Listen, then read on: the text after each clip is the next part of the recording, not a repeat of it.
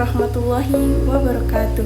Perkenalkan, nama saya Imro'atus Solihah dengan NIM 230413110108 dari kelas 2351 KPID Program Studi Komunikasi dan Penyiaran Islam.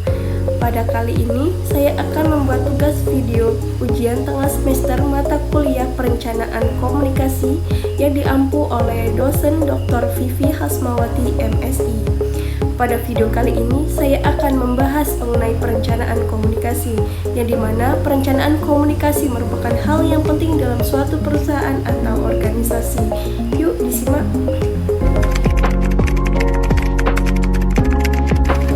Sebelum menjelaskan lebih dalam, di sini saya akan menjelaskan latar belakang perencanaan komunikasi. Jadi, perencanaan komunikasi itu memiliki latar belakang yang salah satunya untuk mengembangkan pemasaran dari komunikasi di lembaga pemerintahan, swasta konferensi, dan organisasi untuk meningkatkan pemasaran, baik pemasaran sosial, konferensial, dan pemasaran politik. Jadi, mereka harus memanfaatkan teknologi digital untuk meningkatkan jangkauan serta meningkatkan interaksi dengan masyarakat sosial. Kemudian, mengapa pentingnya perencanaan, komunikasi yang efektif, dan perencanaan yang baik itu adalah kunci kesuksesannya suatu program pembangunan. Dengan begitu, mereka dapat mengurangi kemungkinan terjadinya permasalahan. Sejarah perencanaan komunikasi, communication planning atau perencanaan. Komunikasi yang memiliki sejarah panjang dan kompleks.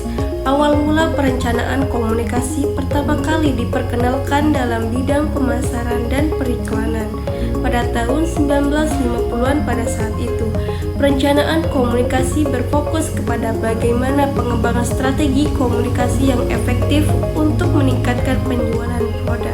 Menurut seorang Dr. Gibner dari Edinburgh School of Communication, menunjukkan bahwa ketidakseimbangan komunikasi yang didukung oleh riset negara kapitalis seperti Amerika Serikat, Inggris, dan Jerman Barat memiliki akses informasi yang lebih luas dibandingkan dengan negara sosialis seperti Rusia dan Hongaria, serta negara berkembang seperti India, Filipina, dan Ghana juga memiliki akses informasi yang terbatas, sehingga isu yang mendasar dari pertentangan. Menurut John Merrill, negara yang sedang berkembang mengeluh dan menentang kebebasan informasi yang masuk ke negara mereka. Selanjutnya, ada kebijakan perencanaan komunikasi. Kebijakan komunikasi adalah peraturan resmi yang ditetapkan oleh suatu entitas organisasi guna untuk mengatur segala aspek komunikasi, baik itu bersifat internal maupun eksternal.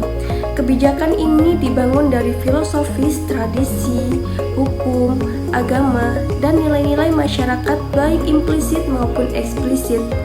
Tujuan utama dari kebijakan komunikasi adalah menciptakan konsistensi dalam komunikasi organisasi, baik dalam substansi maupun cara penyampaian.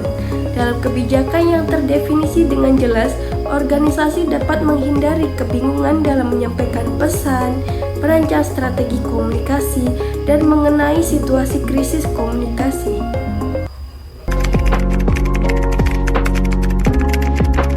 Strategi perencanaan komunikasi. Strategi perencanaan ini melibatkan pengambilan keputusan tingkat eksekutif dan pemimpin organisasi, serta terkait dengan faktor eksternal seperti pasar, persaingan, dan industri. Tujuan dari strategi komunikasi ini melibatkan pengembangan program pelatihan jangka panjang, perancang program sukses, dan mengidentifikasikan kebutuhan kunci dalam hal kompetensi dan sumber daya manusia.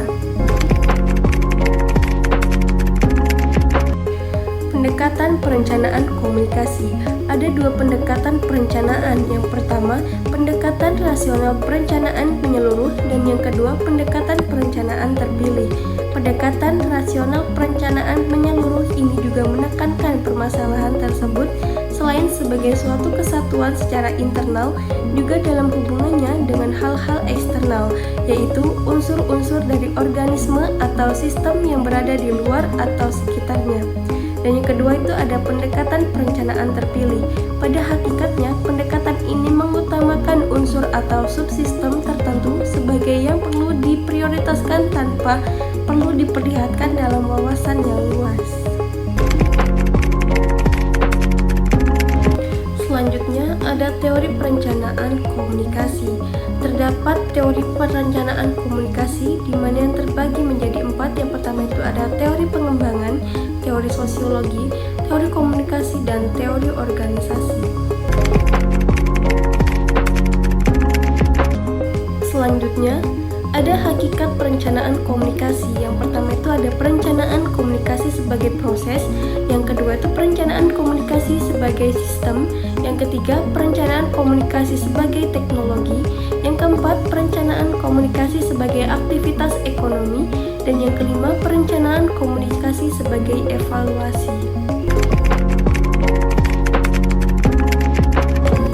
Adapun masalah dalam perencanaan komunikasi, yang pertama itu ada regulasi internasional, yang kedua kebijakan nasional, dan yang ketiga desentralisasi dan koordinasi. Itulah tadi pembahasan mengenai perencanaan komunikasi. Apabila ada kata-kata